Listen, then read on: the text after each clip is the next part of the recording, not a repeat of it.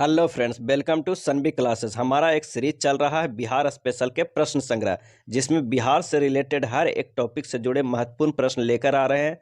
आज के वीडियो में देखेंगे बिहार पर तुर्क आक्रमण, सल्तनत काल एवं अफगानिस्तान शक्ति के उदय से जुड़े महत्वपूर्ण प्रश्न। तो आइए शुरू करते हैं बिहार पर तुर्क आक्रमण के पहले प्रश्न से। भारत पर प्रथम चरण में किस तुर्क आक्रमणकारी ने आक्रमण किया था? और इसका सही आंसर हो जाएगा ऑप्शन सी, महमूद गजनवी। अगला है, भारत पर द्वितीय चरण में किस तुर्क आक्रमणकारी ने आक्रमण किया था? और इसका आंसर हो जाएगा ऑप्शन ए, मोहम्मद गौरी ने। अगला है, तुर्क आक्रमण के समय बिहार में कौन शासक था? और इसका सही आंसर हो जाएगा ऑप्शन बी, रामपाल। अगला है, तुर्क आक्रमण की जानकारी किस रचना से मिलती है? और इसका सही आंसर हो जाएगा ऑप्शन ए, शाहनामा से। अगला प्रश्न है, निम्न में से कौन शाहनामा के लेखक है? और इसका सही आंसर हो जाएगा ऑप्शन बी, फिरदौसी। शाहनामा किस भाषा की प्रसिद्ध रचना है? और इसका आंसर हो जाएगा ऑप्शन ए, फारसी भाषा के। निम्न में से कौन यामिनी वंश से संबंधित है? और इसका आंसर हो जाएगा ऑप्शन बी, महमूद गजनवी। अगला है, महमूद गजनवी के पिता का क्या नाम था? और इसका आंसर हो जाएगा ऑप्शन ए, सुबुक्तगीन। निम्न में से किसने गाजी की उपाधि धारण की थी? और इसका आंसर हो जाएगा ऑप्शन डी, महमूद गजनवी। अगला है, महमूद गजनवी ने सर्वप्रथम भारत पर कब आक्रमण किया था? और इसका सही आंसर हो जाएगा ऑप्शन सी, 1001 ईस्वी में। अगला है, महमूद गजनवी ने सर्वप्रथम हिंदू शाही वंश के किस शासक पर आक्रमण किया था? और इसका आंसर हो जाएगा ऑप्शन ए, जयपाल। अगला है, महमूद गजनवी ने 1011-12 में दोबारा कहाँ आक्रमण किया था? और इसका आंसर हो जाएगा ऑप्शन डी, थानेश्वर में। अगला है, महमूद गजनवी ने पंजाब पर कब आक्रमण किया था? और इसका आंसर हो जाएगा ऑप्शन बी, 1021-22 ईस्वी में। अगला प्रश्न है, महमूद गजनवी ने सोमनाथ मंदिर पर कब आक्रमण किया था? और इसका आंसर हो जाएगा ऑप्शन सी, 1025-26 ईस्वी में। सोमनाथ मंदिर कहाँ है?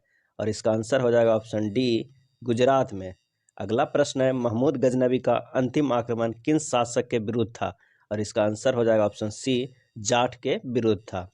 गजनवी के आक्रमण का मुख्य उद्देश्य क्या था? और इसका आंसर हो जाएगा ऑप्शन बी, धन लूटना। अगला है, निम्न में से किस शासक का मूल नाम मोइजुद्दीन मुहम्मद बिन शाम था? और इसका आंसर हो जाएगा ऑप्शन ए, मोहम्मद गौरी का।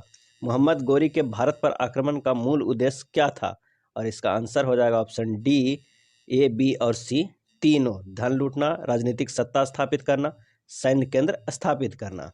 अगला प्रश्न है, बख्तियार खिलजी ने कब उदंतपुरी यानी बिहार शरीफ को जीता था?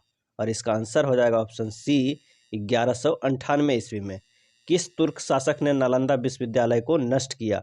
और इसका आंसर हो जाएगा ऑप्शन डी, बख्तियार खिलजी। मोहम्मद बिन बख्तियार खिलजी किस शासक का सेनापति था? और इसका आंसर हो जाएगा ऑप्शन सी, मोहम्मद गौरी के। अगला है, बिहार में तुर्क सत्ता स्थापित करने का श्रेय किसे दिया जाता है? और इसका आंसर हो जाएगा ऑप्शन ए, बख्तियार खिलजी को। किस तुर्क शासक के आक्रमण का लक्ष्मण सेन एवं इंद्रद्युम्न पाल ने विरोध किया था? और इसका आंसर हो जाएगा ऑप्शन डी, बख्तियार खिलजी। बख्तियार खिलजी ने कब सेन शासकों के राजधानी नदिया पर आक्रमण कर उसे जीत लिया था? और इसका आंसर हो जाएगा ऑप्शन बी, 1203 से 4 ईस्वी में। बख्तियार खिलजी ने बिहार एवं बंगाल को जीतकर कहाँ राजधानी बनाया? और इसका आंसर हो जाएगा ऑप्शन डी, लखनऊती। अगला है, बख्तियार खिलजी की हत्या किसने की? और इसका आंसर हो जाएगा ऑप्शन डी, अली मर्दान खिलजी ने। बख्तियार खिलजी की हत्या कब हुई थी? और इसका सही आंसर हो जाएगा ऑप्शन बी, 1206 ईस्वी में। कुतुबुद्दीन ऐबक किसका सेनापति था? और इसका आंसर हो जाएगा ऑप्शन ए, मोहम्मद गौरी के। बख्तियार खिलजी की हत्या के बाद किसका शासन बिहार एवं बंगाल क्षेत्र में स्थापित हुआ? और इसका आंसर हो जाएगा ऑप्शन ए, कुतुबुद्दीन ऐबक के। अगला है, मोहम्मद गौरी की मृत्यु के बाद किसने दिल्ली में स्वतंत्र तुर्क सत्ता की स्थापना की? और इसका आंसर हो जाएगा ऑप्शन बी, कुतुबुद्दीन ऐबक के। अगला है, कुतुबुद्दीन ऐबक ने कब दिल्ली सल्तनत की स्थापना की? और इसका आंसर हो जाएगा ऑप्शन सी, 1206 ईस्वी में। अगला है, सल्तनत काल। सल्तनत काल के पहला प्रश्न है, दिल्ली सल्तनत के अधीन कितने वंशों ने शासन किया था? और इसका सही आंसर हो जाएगा ऑप्शन सी, 5 वंशों ने। ममलुक या गुलाम वंश का शासन कब से कब तक रहा था? और इसका सही आंसर है ऑप्शन बी, 1206 ईस्वी से 90 ईस्वी तक। अगला है गुलाम वंश के बाद किस वंश का शासन दिल्ली पर स्थापित हुआ था, और इसका आंसर हो जाएगा ऑप्शन ए खिलजी वंश का। खिलजी वंश का शासन कब से कब तक रहा था, और इसका सही आंसर हो जाएगा ऑप्शन सी 1290 से 1310 ईस्वी तक। अगला प्रश्न है खिलजी वंश के बाद किस वंश का शासन दिल्ली सल्तनत पर स्थापित हुआ, और इसका सही आंसर हो जाएगा ऑप्शन बी तुगलक वंश का। अगला है तुगलक वंश का शासन कब से कब तक रहा था, और इसका सही आंसर हो जाएगा ऑप्शन सी 1320 ईस्वी से लेकर 1414 ईस्वी तक।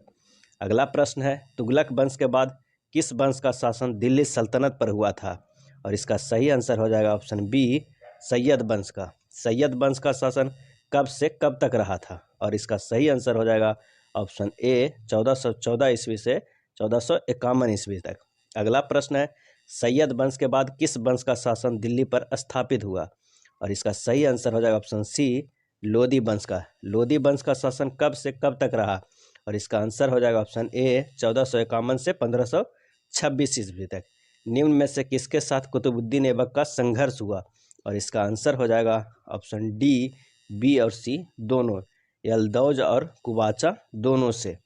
अगला प्रश्न है कुतुबुद्दीन ऐबक के बाद कौन दिल्ली सल्तनत का शासक बना, और इसका सही आंसर हो जाएगा ऑप्शन ए इल्तुतमिश। कुतुबुद्दीन ऐबक का शासन कब से कब तक रहा था, और इसका सही आंसर है ऑप्शन सी 1210 ईस्वी से 1236 ईस्वी तक। किसने बंगाल पर अपनी स्वतंत्र सत्ता की स्थापना की और बिहार के तिरहुत क्षेत्र का कर वसूल शुरू कर दिया था, और इसका आंसर हो जाएगा ऑप्शन सी गयासुद्दीन। इल्तुतमिश ने किसको पराजित कर बिहार एवं बंगाल दो अलग अलग सूबों को गठित किया, और इसका सही आंसर हो जाएगा ऑप्शन डी हिसाबुद्दीन। अगला प्रश्न है इल्तुतमिश के बाद कौन दिल्ली सल्तनत का शासक बना, और इसका आंसर हो जाएगा ऑप्शन सी बलबन। तुगरिल के नेतृत्व में होने वाले विद्रोह को किसने कुचल दिया, और इसका सही आंसर है ऑप्शन ए बलबन। अगला प्रश्न है बलबन के बाद किस वंश के शासन काल में दक्षिण बिहार सहित तिरहुत पर तुर्कों का शासन स्थापित हो चुका था, और इसका आंसर है ऑप्शन बी तुगलक। सूफी संत हजरत सरफुद्दीन याहिया मनेरी की रचना से किस वंश की सत्ता एवं प्रशासन की जानकारी मिलती है, और इसका आंसर हो जाएगा ऑप्शन सी तुगलक। अगला है निम्न में से कौन सी रचना हजरत सरफुद्दीन याहिया मनेरी की है, और इसका आंसर हो जाएगा ऑप्शन डी बी और सी दोनों, मलफुजात एवं मनाकिबुल असफिया। अगला है गयासुद्दीन तुगलक ने कब कर्नाट वंश के शासक हरि सिंह देव को पराजित किया था, और इसका आंसर हो जाएगा ऑप्शन सी 1324 ईस्वी में। बाजार व्यवस्था किस शासक ने लागू की थी, और इसका आंसर हो जाएगा ऑप्शन बी मोहम्मद तुगलक। अगला है गयासुद्दीन तुगलक ने मिथिला क्षेत्र को जीतकर क्या नाम रखा था, और इसका सही आंसर है ऑप्शन सी तुगलकपुर। अगला है किस तुगलक शासक ने दरभंगा में एक दुर्ग एवं जामा मस्जिद का निर्माण करवाया, और इसका सही आंसर है ऑप्शन सी मोहम्मद बिन तुगलक। अगला है हरि सिंह देव ने पराजित होकर किसके सहयोग से नेपाल क्षेत्र में शरण ली थी, और इसका आंसर हो जाएगा ऑप्शन ए विद्यापति। अगला है तुगलक काल में बिहार की राजधानी कहाँ थी, और इसका सही आंसर हो जाएगा ऑप्शन सी बिहार शरीफ। अगला है फिरोज शाह तुगलक ने कब बंगाल अभियान प्रारंभ किया था, और इसका आंसर हो जाएगा ऑप्शन सी 1359 ईस्वी में। फिरोज शाह तुगलक के बंगाल अभियान की जानकारी किस रचना से मिलती है, और इसका सही आंसर हो जाएगा ऑप्शन बी सिरहत ए फिरोज शाही से। अगला प्रश्न है कि किस कर्नाट शासक ने तुर्कों के साथ मैत्रीपूर्ण सहयोग की नीति अपनाई, और इसका आंसर हो जाएगा ऑप्शन बी नरसिंह देव ने। अगला है किस कर्नाट वंशीय शासक के समय तुगरिल तुगन ने मिथिला पर आक्रमण किया था, और इसका सही आंसर हो जाएगा ऑप्शन डी बी और सी दोनों, राम सिंह देव एवं नरसिंह देव मिलके। अगला है अफगान शक्ति का उदय। अगला प्रश्न है किस वंश के शासन काल में तैमूर ने भारत पर आक्रमण किया था, और इसका सही आंसर हो जाएगा ऑप्शन सी तुगलक। अगला प्रश्न है तैमूर ने कब दिल्ली सल्तनत पर आक्रमण किया था, और इसका आंसर हो जाएगा ऑप्शन डी 1398 ईस्वी में। सरकीब वंश का शासन कहाँ स्थापित हुआ था, और इसका आंसर हो जाएगा ऑप्शन ए जौनपुर में। अगला है हुसैन साहिब वंश का शासन कहाँ स्थापित हुआ था, और इसका सही आंसर हो जाएगा ऑप्शन बी बंगाल। अगला है बिहार पर अधिकार करने के लिए किस वंश के बीच संघर्ष हुआ था, और इसका सही आंसर हो जाएगा ऑप्शन सी लोदी सरकी वंश का। हुसैन शाह के विद्रोह को किस लोदी शासक ने कुचल दिया था, और इसका आंसर हो जाएगा ऑप्शन सी सिकंदर लोदी ने। अगला है सिकंदर लोदी ने बिहार क्षेत्र से कर वसूलने के लिए किसे नियुक्त किया था, और इसका आंसर हो जाएगा ऑप्शन बी मुबारक खां को।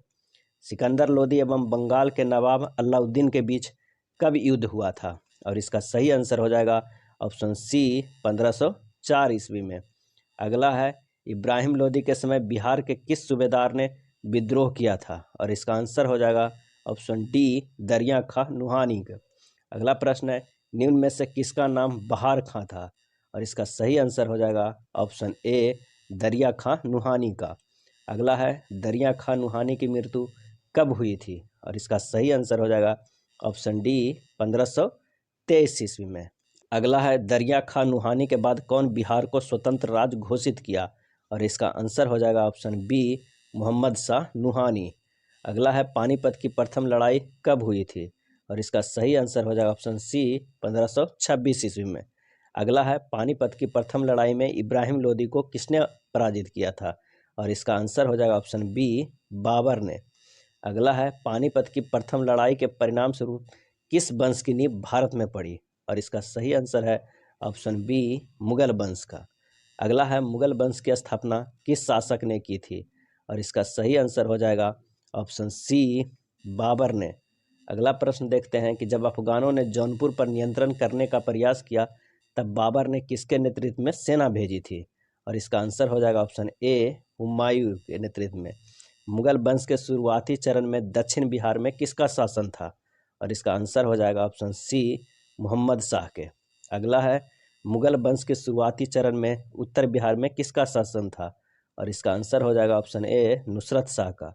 अगला है बाबर की मृत्यु कब हुई, और इसका आंसर हो जाएगा ऑप्शन बी 1530 ईस्वी में। बुहाइयों के पतन के बाद किस शक्ति का पुनरुत्थान शुरू हुआ, और इसका सही आंसर हो जाएगा ऑप्शन बी अफगान। अगला है किसके नेतृत्व में अफगान शक्ति का पुनरुत्थान शुरू हुआ, और इसका सही आंसर है ऑप्शन डी शेर शाह।